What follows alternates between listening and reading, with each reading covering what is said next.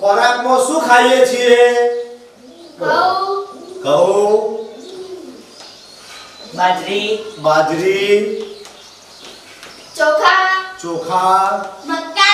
મકાઈ, મગ, ચોળા, તેલ, શાકભાજી, દૂધ, ખડ વગેરે વસ્તુઓ આપણે ખોરાકમાં ખાઈએ છીએ. હવે ઘઉં, બાજરી, ચોખા, મકાઈ આ જે વસ્તુઓ છે એને શું કહેવાય? અનાજ. એ જ રીતે મગ, ચોળા, કઠોળ, તેલ અને વસ્તુ તેલીબિયા, શાકભાજી, ફળ વગેરે વસ્તુઓ આપણે ખાઈએ છીએ. હવે મિત્રો એ વાત કરીએ કે અનાજ, કઠોળ, તેલીબિયા, શાકભાજી, ફળ એ ક્યાં પેદા થાય? ખેતરમાં. ક્યાં થાય? ખેતરમાં. ખેતરમાં કોણ એનું વાવેતર કરે? ખેડૂત વાવેતર કરે. કોણ કરે? ખેડૂત. અને જે ખેતરની અંદર વાવેતર કરે, જે ખેડૂત પોતાના ખેતરમાં વાવે છે એ વાવેતરને શું કહેવાય? શું કહેવાય? ખેતી. તો આજે આપણે ધોરણ 8 વિષય સામાજિક વિજ્ઞાનમાં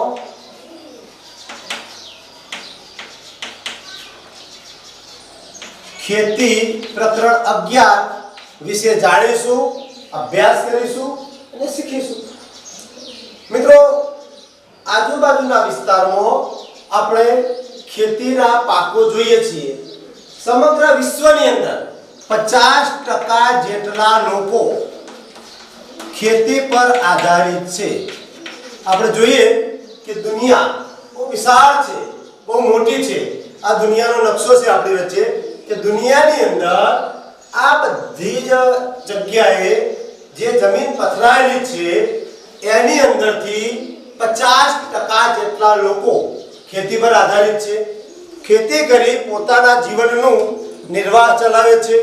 આપણી પાસે આ પૃથ્વીનો ગોળો છે. સમગ્ર પૃથ્વી જે આપણે જોઈએ છીએ એ સમગ્ર પૃથ્વી પર 50% લોકો ખેતી સાથે સંકળાયેલા છે. અને આપણા દેશનું નામ શું? ભારત. આપણા દેશમાં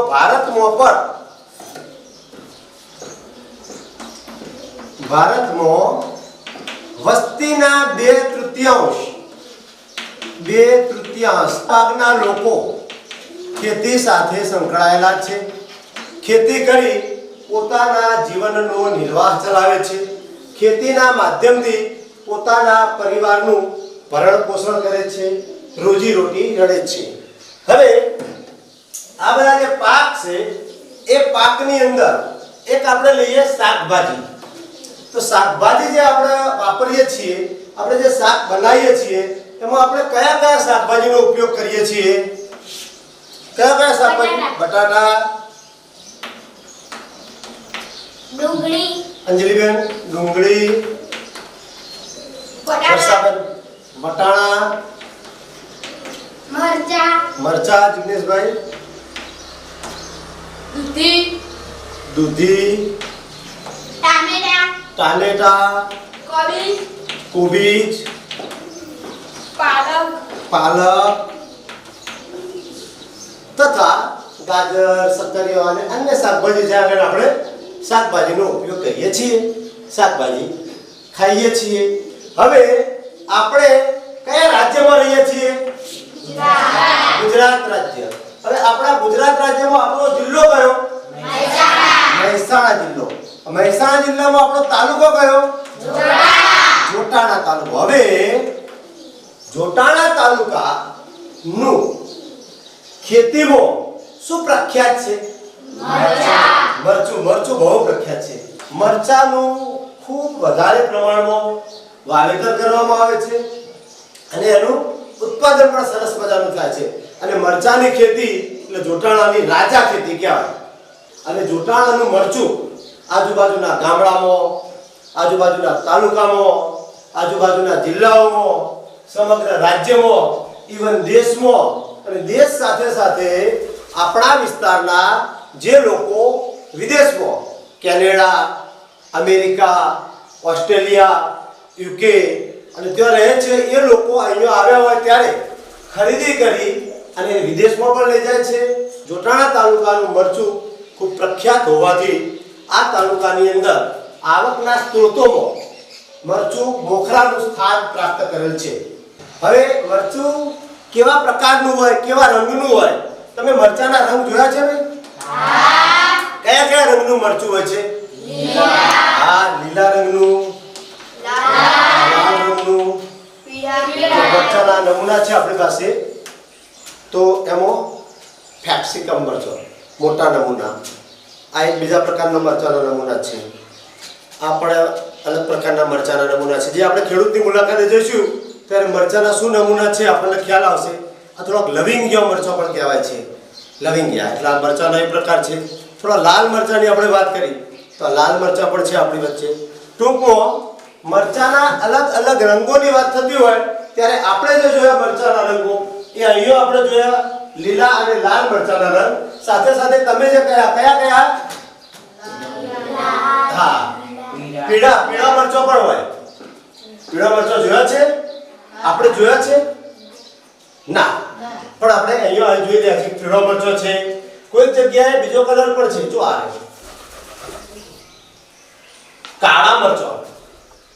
કાળા મરચો, પીળો મરચો અને બીજા કયા કલર દેખાય છે તમને? જાંબલી મરચો. આમ જુદા જુદા પ્રકારના જો અમુક મરચો આમ હોય, આ મરચો ઊભા છે. તો આપણે મળે મરચાના જુદા જુદા રંગો વિશે જોયું. મરચો ખૂબ તીખો હોય છે. અમુક મરચો એકદમ મોળો હોય છે. આપણે કાચા ખાઈએ ને તો આપણને તીખા ના લાગે. અમુક મરચો મધ્યમ પ્રકારનો છે, નહીવત તીખો, બહુ ઓછો તીખો, આવા પ્રકારના હોય મરચો હોય છે. હવે મરચામાં આપણે લીલો મરચો જોયો, લાલ મરચો જોયો, પછી કેવા રંગનો હોય છે? પીળા, જાંબલી, હા જાંબલી, કાળા મરચો પણ હોય છે. હવે મરચાનો ઉપયોગ ક્યાં થાય છે? એક અથાણું બનાવવામાં થાય છે. હા, લીલી ચટણી ખરી પણ ખરી લીલો મરચાની, કાચા મરચાની આવે છે. બીજી લાલ ચટણી પણ છે. લાલ ચટણી જે ડબ્બાની અંદર પેકિંગની અંદર આપણને આપવામાં આવે છે, બજારમાંથી આપણે લાવીએ છીએ, ઘરે પણ બનાવે છે. લાલ મરચાની જે બનાવીએ એ લાલ ચટણી.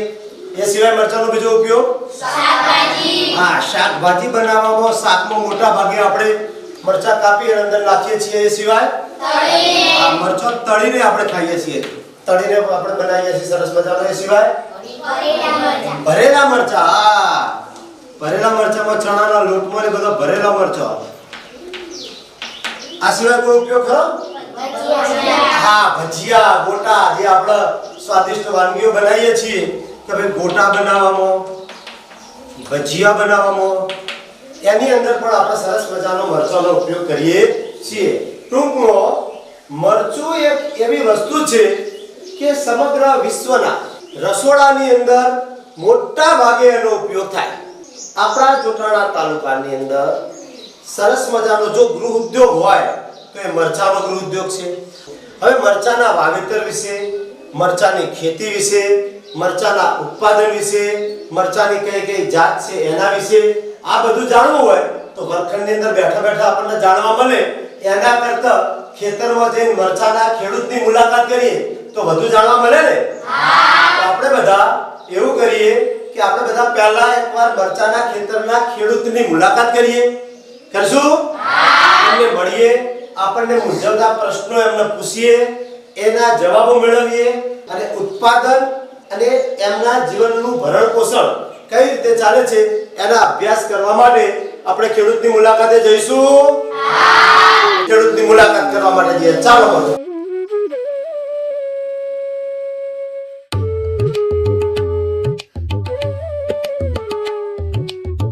શ્રી ઇન્દિરાનગર પ્રાથમિક શાળા, બાલસાસણ, તાલુકો જોટાણા, જિલ્લો મહેસાણા, ધોરણ 8 સામાજિક વિજ્ઞાન, પાઠ 11 ખેતી. બાળકો મરચાંના ખેતરની મુલાકાતે મરચાંનું ઉત્પાદન, મરચાંનું વાવેતર, તેની નીપજ, રોજીરોટી અને એના માધ્યમથી ઘર ચલાવવા માટે ખેડૂતો જે કામ કરે છે એ કામની જાણકારીના અનુસંધાને આજરોજ રાજેન્દ્રસિંહ ઝાલા સરપંચશ્રીના ખેતરની મુલાકાતે આવ્યા છે. એ અનુસંધાને બાળકો એમની સાથે ચર્ચાઓ કરશે, જાણશે. તમારો પરિચય? ઝાલા રાજેન્દ્રસિંહ લક્ષ્મણજી, ગામ બામરોડ, સરપંચ. તમે કેટલા સમયથી મરચાંની ખેતી કરો છો? 4-5 વર્ષથી. તમે કેટલી જમીનમાં મરચાંનું વાવેતર કરો છો? એ સાલ 3 વીઘામાં હતું, આ સાલ 2 વીઘામાં આવ્યું. આ બધી મરચાંની ખેતીમાં વર્ષમાં કેટલા રૂપિયા બચત થાય છે? એ તો નક્કી ના, ભાવ ઉપર રહે બધું. આવા વાવેતર માટે કયો સારો મહિનો ગણાય? 8 મહિનામાં જ વાવી દઈએ ને આપણે. મરચાંનું વાવેતર કેવી રીતે કરવામાં આવે છે? મરચાંનું વાવેતર ખેડ કરવાની, ખાતર ભરવાનું, પારા કરીને પછી એને પલાળી પછી ચોપી દેવાની પારા ઉપર. કેટલા દિવસે પાણી રાખવું પડે? 8-10 દિવસ પાણી મળી જાય. દવા તથા ખાતરનો ઉપયોગ કરો છો ખરા? હા, દવા ખાતરનો ઉપયોગ કરીએ છીએ. મરચાંનું ઉત્પાદન તમે ક્યાં વેચો છો? મહેસાણા. શું ભાવથી મરચાંનું વેચાણ કરો છો? મરચાં તો વેપારી જે ભાવ લે એ ભાવે આપણે આપી દઈએ. એક છોડ ઉપર અંદાજે કેટલા મરચાં આવી શકે? એક છોડ ઉપર 4-5 કિલો મરચાં આવી શકે. એક મરચાંની છોડની ઊંચાઈ કેટલી હશે? એ અત્યારે હાલ તો આ 2-3 ફૂટ જેવી છે, 4-4.5 ફૂટે મરચાંની હાઈટ હોય છે. તમે કયા કયા પ્રકારના મરચાં વાવો છો? મરચાં સાનિયા છે, 10-49, સિતારા, ગરુડા, રાણી અને દેશી. આભાર રાજેન્દ્રસિંહ સરપંચ.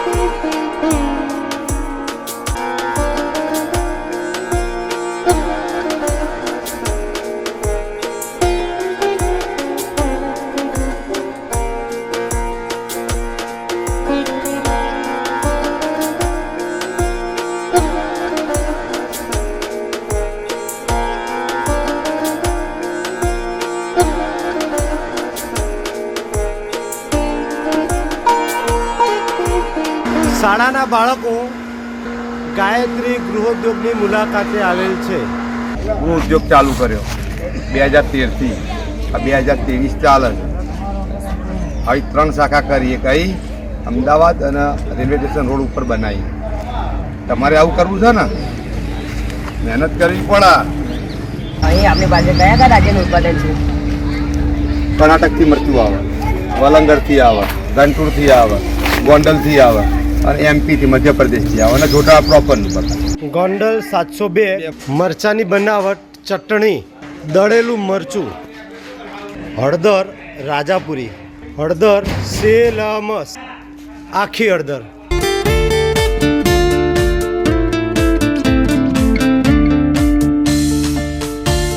બાળ દોસ્તો, આપણે આજે મરચાંના ગૃહ ઉદ્યોગ અનુસંધાને શ્રીજી મસાલા જોટાણા મુકામે આવ્યા છીએ. આપણી વચ્ચે સચિનભાઈ ઉપસ્થિત છે. તેઓ શ્રીને આ મસાલા અનુસંધાને તમને કોઈ મૂંઝવતા પ્રશ્નો હોય તો એને પ્રશ્નોત્તરી કરીએ, ચર્ચાઓ કરીએ. આપનો પરિચય? સચિન હસમુખભાઈ પટેલ, ગામ ખટોસા. આ ગૃહ ઉદ્યોગ તમે કેટલા સમયથી ચલાવો છો? 10 વર્ષથી. આગા મરચાંમાંથી દળેલું મરચું બનાવવા શાનો ઉપયોગ થાય છે? મરચું અને તેલ. જોટાણાનું મરચું પ્રખ્યાત છે. હા, કેટલા વર્ષોથી? 50 વર્ષથી. અહીંયા આપણી પાસે કયા કયા રાજ્યનું ઉત્પાદન છે? અહીંયાનું ગુજરાતનું, કર્ણાટક, આંધ્રપ્રદેશ અને કાઠિયાવાડ. અહીં કયા કયા પ્રકારના મરચાં વપરાય છે? દેશી, રેશમપટ્ટી, કાશ્મીરી અને પટણી. વર્ષ દરમિયાન અંદાજિત વાર્ષિક આવક કેટલી ગણી શકાય? 5 થી 6 લાખ રૂપિયા. ઓછા તીખા, મીડિયમ તીખા, વધારે તીખા મરચાંના નામ કયા કયા છે? દેશી આવે એ ઓછું તીખું આવે, રેશમપટ્ટી મોડું આવે અને પટણી છે એ ફૂલ તીખું આવે. તમને આ ધંધો ગમે છે કે બીજો કોઈ ધંધો ગમશે? આ ધંધો ગમે છે કેમ કે આમાં અમને આવડત સારી છે અને આવક પણ સારી મળે છે.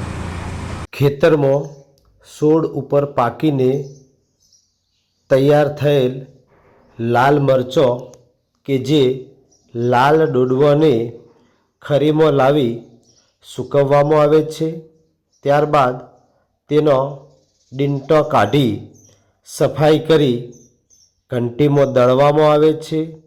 જે દળાયા બાદ તેમાં ખાદ્ય તેલ ઉમેરી તેનો પાવડર પેકિંગ કરવામાં આવે છે અને આમ પેકિંગ કરેલ મરચું લોકોને ખાવા માટે વેચાણ કરવામાં આવે છે. આ કાશ્મીરી મરચું કહેવાય. આ કર્ણાટકથી આવે અને એકદમ મોરું અને લાલ અને સૌથી મોંઘું મરચું આ.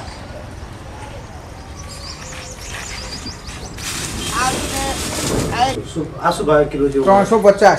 350. 350. તીખું આવે પેલું મીડિયમ તીખું આપણું અહીંનું મરચું લોકલ દેશી. સચિનભાઈ, આજે આપે અમારી શાળાના બાળકોને મરચાં અને મરચાંના ગૃહોદ્યોગ વિશે સરસ મજાની માહિતી આપી. આપનો ખૂબ ખૂબ આભાર. Thank you.